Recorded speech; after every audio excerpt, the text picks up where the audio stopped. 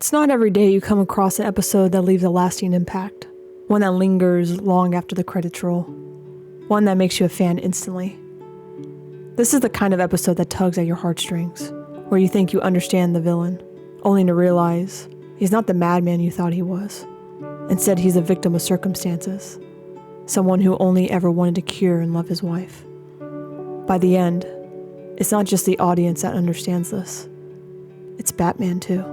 There are countless great episodes of television, but none of them have ever resonated with me as deeply as Heart of Ice from Batman the Animated Series. This episode isn't just my favorite Batman story. It's my favorite episode of television, period. It's the moment that made me a lifelong Batman fan, not because of the flashy action or superhero spectacle, but because it showed me what makes Batman's world so compelling. It's deep, emotional storytelling. But this episode showed me that Batman's world is filled with tragedy, moral complexities, and characters who aren't just bad guys, but deeply broken people. It proved that superhero stories could be more than just good versus evil. They could be about loss, pain, and the choices people make when faced with unimaginable grief. Growing up, animation was everything to me. I can't even count how many times I've rewatched my favorite shows. And as an adult, I still find myself going back to them. That's actually why I became an animator. I wanted to dive deeper into characters and explore that genre. I adore the classics, like Darkwing Duck, Gargoyles, SWAT Kats, and Scooby-Doo, the classics. But there was only one show I just never gave a chance, and that was Batman the Animated Series. My parents swore that Batman was an amazing superhero. They watched the Adam West series growing up and tell me it was their favorite. But I thought it was cringe by the way it looked. I was 8, and I couldn't get into superhero stuff. Not even Superman. Then one fateful day, as they all say, everything changed. I found myself at a friend's birthday party, the kind that you had to go because everyone was invited in the class. Of course, it was Batman themed, and I thought it was ridiculous. But I played along, thinking it was all just a joke. But when it came time for the cake, his mom put an episode of Batman for us to watch, and I can still remember the moment it happened. The first time I saw the opening of the Batman Animated Series. And you all probably can guess which episode we watched. And from that moment on, Batman became my favorite hero.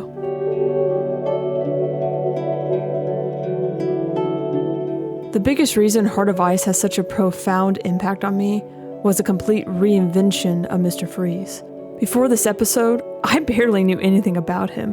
To me, he was just another gimmicky villain, a guy with ice puns, a freeze gun, and over-the-top obsession with cold.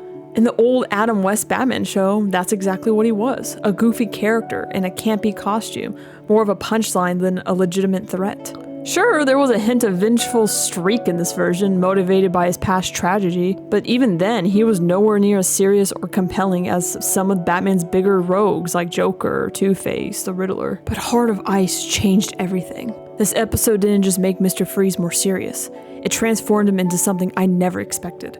A tragic figure. Suddenly, he wasn't just a villain with a freeze gun, causing chaos in Gotham. He was Victor Freeze, a man consumed by grief and heartbreak, driven not by power or wealth, but by love and devastating loss. His entire life revolves around saving his terminally ill wife, Nora, freezing her in a cryogenic chamber in the desperate hope of finding a cure. And when that hope was cruelly ripped away by his corrupt employer, it wasn't just his body that became frozen.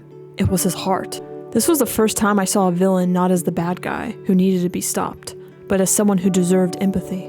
Victor's pain was palpable. His motivations weren't rooted in greed or malice. They were deeply human. He wasn't plotting to conquer Gotham or to play mind games with Batman.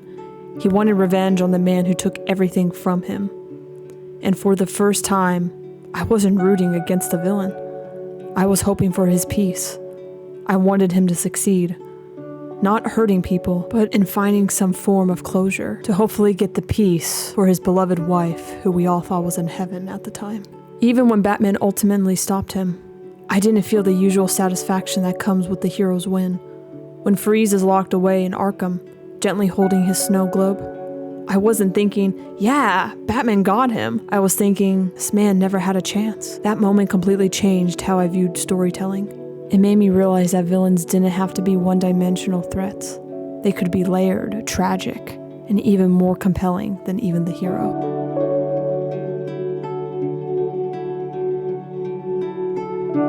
Victor Fries wasn't a power-hungry criminal or a maniacal villain obsessed with domination. He was a grieving husband, a man who had lost the one thing he cared about most in the world. His transformation into Fries wasn't born from ambition, but the betrayal and heartbreak. It was corporate greed that turned him into this ice figure. He became freezing not only his body, but his emotions. His pain was raw, real, and deeply relatable. He wasn't evil for the sake of being evil. He was a man trapped in his sorrows, unable to move forward. And that's what made him more terrifying and tragic than any over-the-top supervillain. For the first time, I didn't just feel pity for a villain. I felt connected. I understand his motivations. I saw his pain. That's what makes Fries and Heart of Ice so unforgettable. He forces us to confront uncomfortable emotions, grief, anger, helplessness, and challenge us to see villains not just as obstacles for the hero to overcome, but as broken people with stories worth telling. Not only is the writing in this episode absolutely brilliant, deserving every bit of its Emmy Award winning for outstanding writing in an animated program, but what truly elevates it is the incredible performance by the late Michael Ansara. He was 70 years old when he recorded this, and yet he delivers a voice performance that left a permanent mark on the Batman mythos. The monster who took you from me will soon learn that revenge is a dish best served cold. Ansara's portrayal of Mr. Freeze is nothing short of haunting. The almost robotic, emotionless tone he uses gives chills the very first time we hear him speak in the opening moments of the episode. It's cold, detached, and it perfectly mirrors the tragic character he's portraying. A man who has not only lost his ability to feel warmth physically, but emotionally as well. Ansara carries the chilling tone through the entire episode, never breaking character, creating an unsettling but captivating presence every time Freeze is on screen. What makes this performance even more powerful is the restraint he shows. For nearly the entire episode, Freeze speaks in this flat, emotionless cadence, as if he's suppressing the tidal wave of grief and anger inside. But then comes the final scene, my absolute favorite moment in the entire episode, when Freeze sits alone in the Arkham cell, gently cradling a snow globe with Nora inside. It's the only time in the episode where we hear a crack in the Ice demeanor. His voice softens, filled with a haunting sadness, as he whispers, "And pray you hear me somehow, someplace where a warm hand waits for mine." Even while making this video, I still get tears in my eyes watching this scene again. After all the cold, robotic lines, that small burst of raw emotion hits like a punch to the gut. It's the payoff for the entire episode, the moment where the humanity beneath the ice finally breaks through. And it's Ansara's brilliant performance that makes it so unforgettable. He was the perfect person to bring this humanity above the ice, turning Mr. Freeze from a gimmicky villain into one of the most tragic and iconic figures in Batman's entire rogue gallery. It's a performance that will stick with me long after the episode ended, a reminder of how powerful voice acting can be done right. Rest in peace, Michael.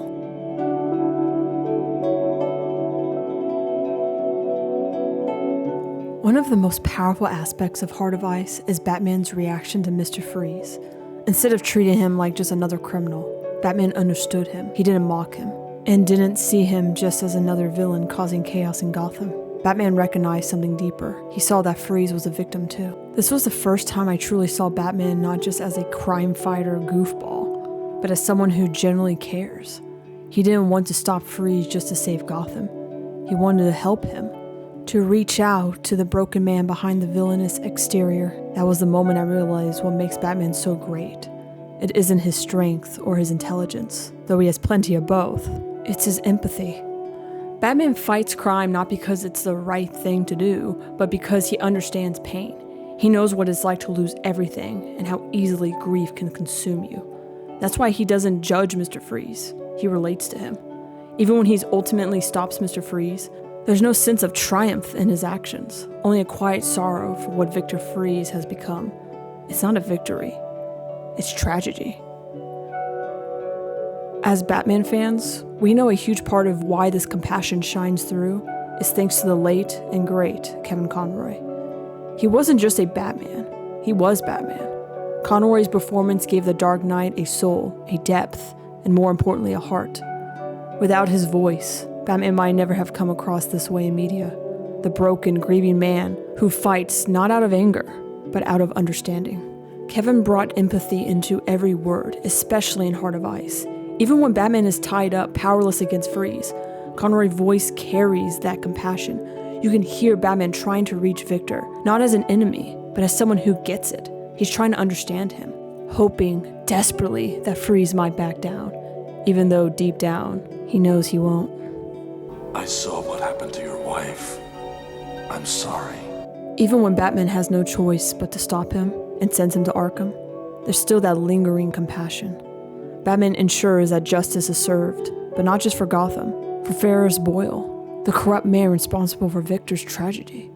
He makes sure Boyle is exposed and brought to justice, giving Freeze a small sense of closure, even if it's not enough to heal his broken heart. It's moments like these, brought to life by Kevin Conroy's legendary performance, that made Batman more than just a masked vigilante. He becomes a symbol of hope, not just for Gotham, but for anyone who ever knows pain and found a way to keep going. Rest in peace, Kevin. This is why Batman became my favorite superhero. He's not just about justice, he's about understanding. Unlike other heroes who see the world in black and white, Batman operates in the gray. He knows that not every villain is born evil. Some are made that way by pain, loss, tragedy. And Heart of Ice was the first time I saw that side of him, a compassionate hero beneath a cowl.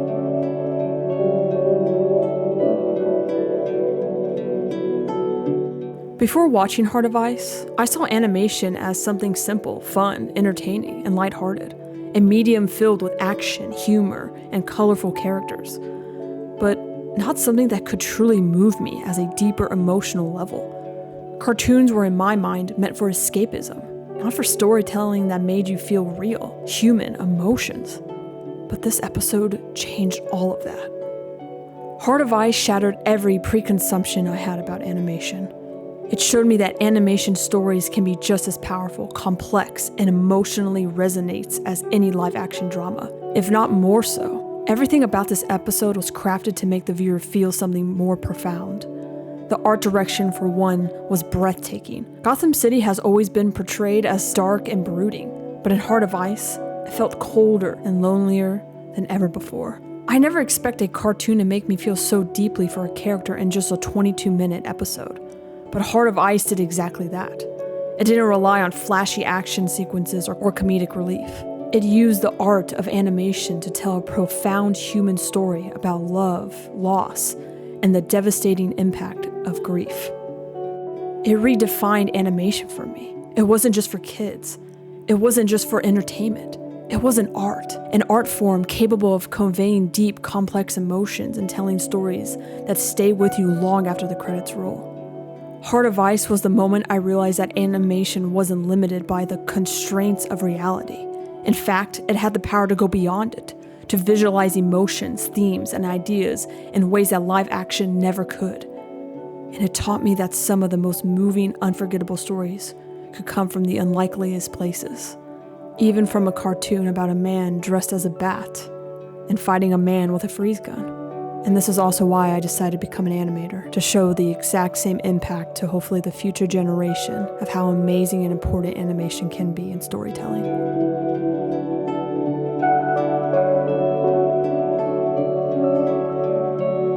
Heart of Ice changed the way I saw storytelling. It taught me that villains can be tragic, that heroes can be compassionate, and that animation can carry as much emotional weight as any other medium. But more importantly, it made me a Batman fan. Not because of his gadgets, or the actions, or the cool Batmobile, but because of the depth of his world. Batman's stories aren't just about crime and justice. They're about people, about pain, love, loss, and the things that drive us to make choices we do. Even now, years later, I still think about this episode. I watch it at least once a year. Every time I see Mr. Freeze in a comic, a game, or a movie, my mind goes back to Heart of Ice. Every time I encounter a story about grief, loss, or redemption, I remember how the first episode that showed me how powerful those themes could be. This isn't just my favorite episode of Batman. It's my favorite episode of television, period. Because it's one that showed me what great storytelling really is. Even today, I still get a little misty-eyed when I think back to that closing moment with Mr. Freeze. There he is, sitting alone in his cell, holding that fragile snow globe, a symbol of love he lost in his life he can never have again. And then it happens. A single tear falls from his eyes, in a subtle but devastating way. As the camera pulls back, we see Batman watching from the window, filled with a quiet sorrow. He doesn't gloat in his victory. He doesn't walk away triumphantly. He just stands there, sharing in Freeze's grief, maybe even hoping there's still a chance for redemption. And as the credits roll, I found myself hoping too, hoping that somehow, against all odds, Victor Freeze might one day find peace. That's the power of Heart of Ice. It didn't just tell me a great Batman story, it told me a deeply human one. And that's why it will always be my favorite episode of television. I hope you all enjoyed this as much as I enjoyed making this video. What's the moment that made you a Batman fan? Let me know down in the comments below. And if you enjoyed this video, don't forget to hit that like button. And if you want to stay more connected, I post regularly on the community tab about news on Batman media, fun polls, behind the scenes, and much more. So make sure you click that Ding, ding, ding, dong. on the bell notification so you don't miss out. Also, why not subscribe and join our Bat family? Us nerds need to stick together. Thank you so much for watching, and I'll see you soon. Stay tuned.